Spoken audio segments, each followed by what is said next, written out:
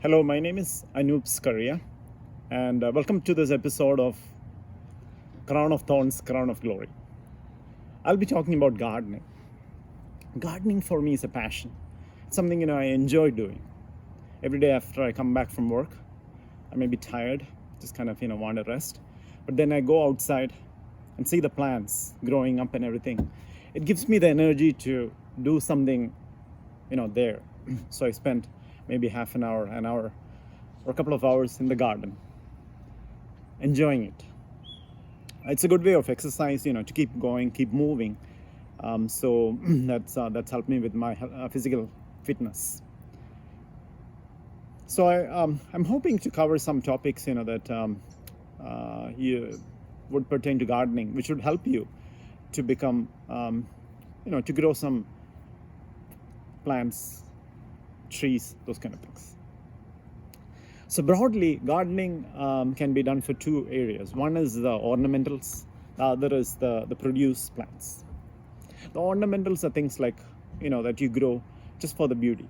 It may be rose, jasmine, or hibiscus, those kind of things. The produce include vegetables and fruit trees.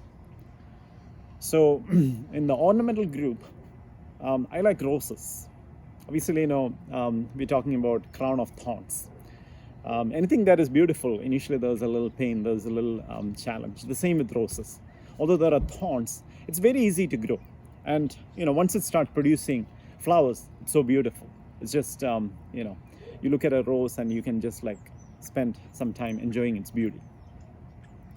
We also have some other ornamental plants, which we grow.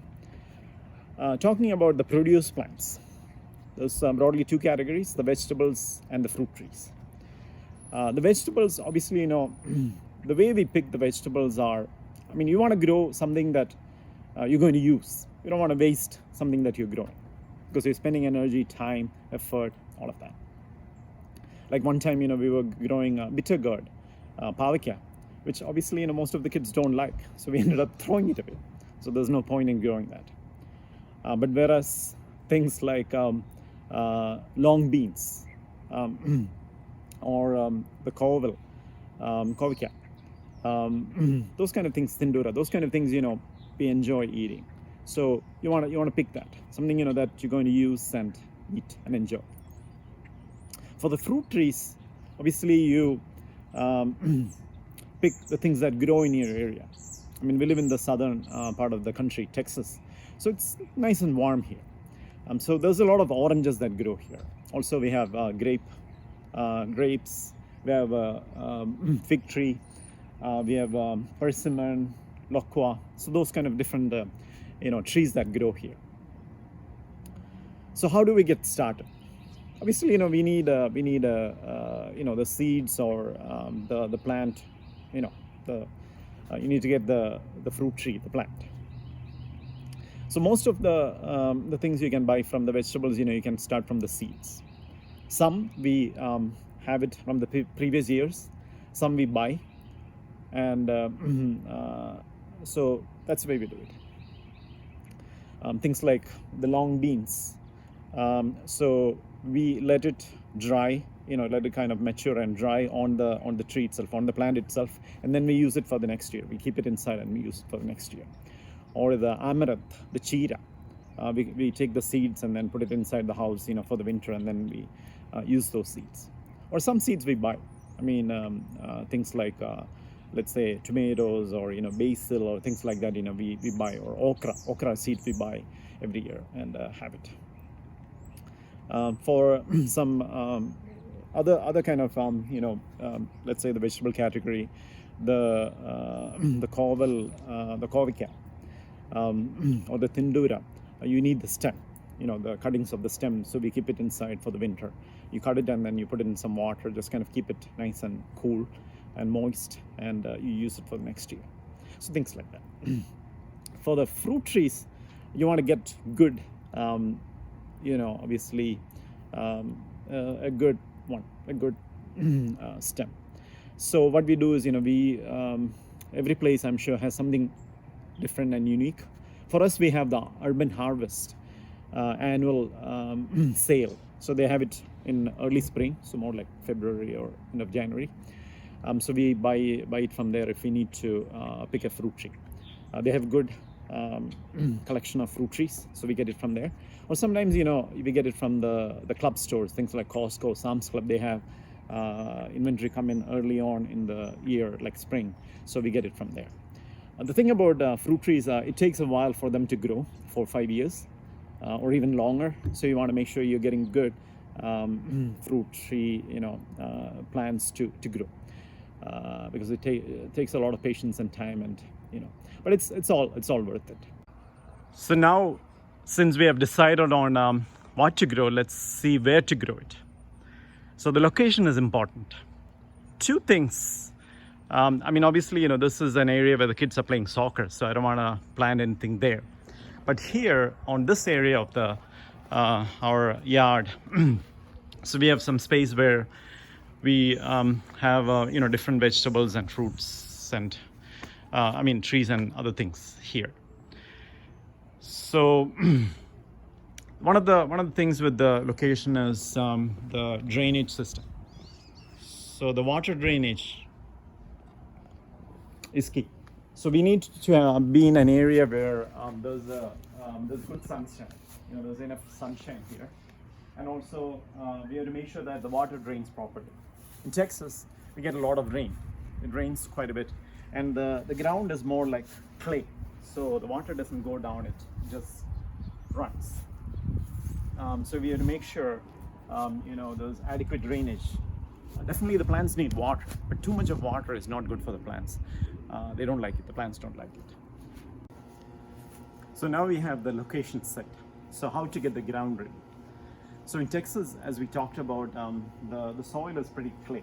So nothing much grows there, especially with the vegetables. So the first year we have to get a lot of the topsoil. So that you can get easily from the local nurseries or the garden centers. You buy it in bulk, and you buy it more like cubic yards, so 10 or 15 cubic yards based on the need. So once you have the soil, the first thing you do is you take off the grass, and then you put the soil, and you make it in the form of a bed, a garden bed, raised bed, to help with the drainage and to kind of limit the plants, so you know where to plant. Also, you want to have some edging or kind of like some panels, structure to contain the growth, so the soil is not washed away by the running water, so it stays there intact. Once we have the ground ready, we get the seeds ready. So the seeds, some we buy from the stores, some we use from the previous years, and some we use the cuttings of the stem. So things like carrots, tomato, basil, peppers, those you can get it from the store. It's better to get eggplant and peppers as small plants, because it's hard to grow them, but the rest of the things you can use the seeds. For the long beans, we use the previous years, and for things with a hard shell, the seeds with the hard shell, we will soak it overnight for like a couple of days, and then plant it, or put it in the ground. So in a way, like, the seeds are starting to sprout a little bit. That helps with the growth. So once we have the seed, we make a small hole with a finger, and then we put the seed, and then you cover up with a little bit of sand. So you do up to like a half of the finger depth. So not too deep, not too shallow, just about half of a finger depth. You have to keep it moist, because definitely seeds initially they need a lot of water to keep it moist, but not too much. So you make sure it's nice and moist in the initial few weeks, because the seed and the early plant, the saplings need a lot of water. So next we'll talk a little bit about composting.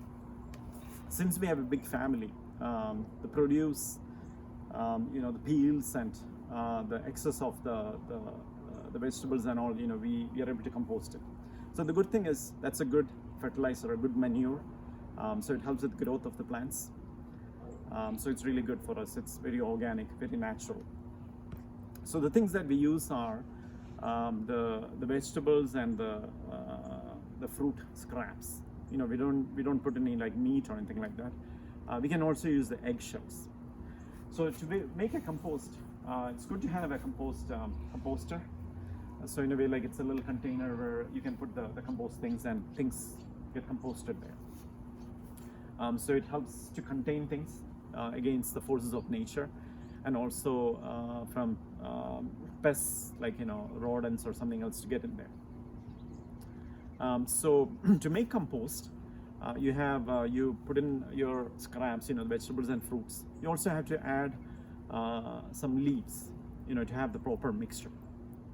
So what we do is we usually bag the fall leaves. They're kept in bags, and whenever we need them, those are the raked fall leaves. We put it in the composter, and that's that's used to make the compost.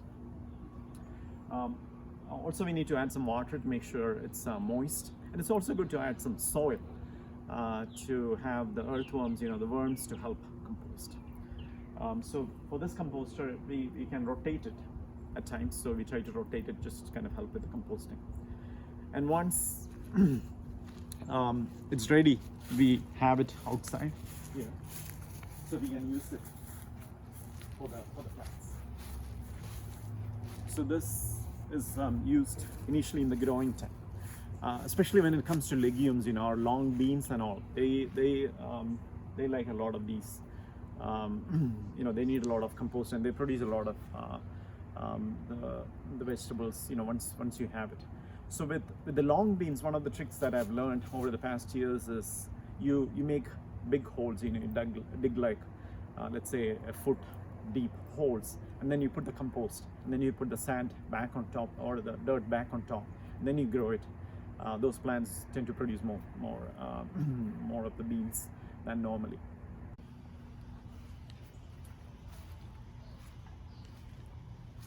So next we'll talk about watering. In Texas, the southern part of the country, it gets very hot. Over let's say June, July, August, for a couple of months, it's really warm. So the plants need a lot of water. So how do we get it? Obviously, for the trees, if there's no rain, it's good to water at least once a week, maybe a couple of times a week. So the way we do that is we water to make sure the area is pretty soaked. So leaving it there for like a good 5 minutes, so the water just goes in and kind of soaks the area. So we do that. For the things in the pots, and we have some plants which are starting here to grow in pots. They also need watering about like every other day, 2-3 days, like that. So we have to water them. And then for the vegetables, at least initially, definitely they need like everyday watering, and then afterwards, at least every other day. So as you can tell, there's a lot of water that we use, and it's a tedious task. There's a lot of effort that goes to it. So one thing that we found from one of our family friends that has been helping us is the drip irrigation system. So we use the drip irrigation, not for the trees or anything, but mostly for the vegetables and the ornamentals. We use that. So pretty much every area of the garden we have that going. So it's easy to set up, and the good thing about that is so once it's set up, it runs for many years without much of a problem. Different companies make it. We use the one made by Rainbird. I believe it's a company that makes it, and you can get it. You can get the whole kit, let's say from Home Depot, maybe like $30 or so. You can get the kit, or you can just get the parts and then put it around together. It's pretty simple. So once you have it set up, the two good things about that is you can tailor the water falling to just the area that you're growing. It's different than the sprinkler, because the sprinkler is for big areas. So this is just to tailor to the areas that we need. So there's no wastage of the water. And also, usually it's the kids who turn the thing on. So they do it, timed like 10 minutes a day or so. So based on the need, they do that. So it's very easy to do. So let me show you how it's done. So next, let me show you how the drip irrigation is set up. So as you can see here, there are pipes that go through the garden, and so these are the pipes, and there are little attachments to these. Those are little connectors that we can tailor based on the need. So this is a tree, so this supplies a little bit more water than, let's say, these are for the roses. So these connectors, so, you can turn it and kind of adjust the water going in.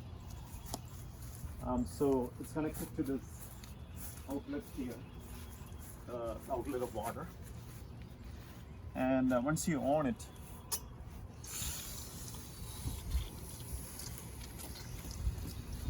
you can see how the water is falling, like in measured amounts. It's not too much, so we are not really wasting the water, and we only have the connectors where we need the water to go. And also in this section,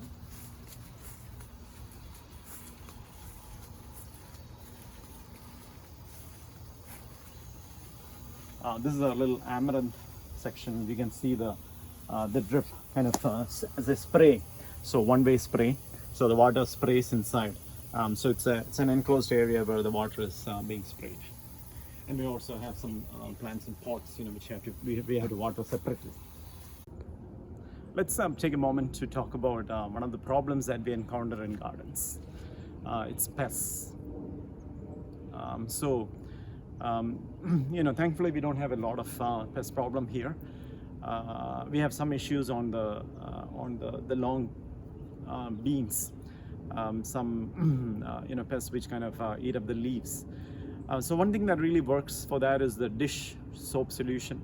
So you add a little bit of dish soap to warm water, and then spray it on the leaves. That takes care of it. Also, Coke is a good thing that works for a lot of pests. So between those organic solutions, we can take care of pests easily. I just wanted to show you our trellis system. So these are the long beans starting to grow, and so it needs some support, some place to grow. So we have a vertical trellis, and then we also have a horizontal trellis. Depending on the amount of space you have in your garden, you can make these. These I made by myself. So these poles you can get it from Home Depot or someplace. And as you can see, these are pretty strong. Even with this wind, normal strength wind, it'll withstand it. So one of the things that I forgot to mention earlier was how to check for whether the plants need more water. So you can dip your finger in the soil to see, and if it's kind of dry, that means the soil is dry, so it needs some watering. As you can see, it's not that moist, so it needs some watering. So we'll water it today. So I hope you enjoyed the time you spent with me going through our garden. So obviously we're recording this in April, and things are starting to grow. It's our spring season, and the growing season is already starting. So we usually have a growing season from April to about October, so about 6 months. So things are already starting to come out. But as you know, gardening is a very enjoyable leisure. It's very rewarding, and obviously you get a lot of produce, which is fresh from your garden and very healthy. For most part, we don't have to use any outside fertilizers. We may do it maybe like once a year or so. Put some Miracle Grow, that's it. But otherwise, we use our own things to produce our own fruits and vegetables. Thank you so much for watching, and may God continue to bless you in everything you do.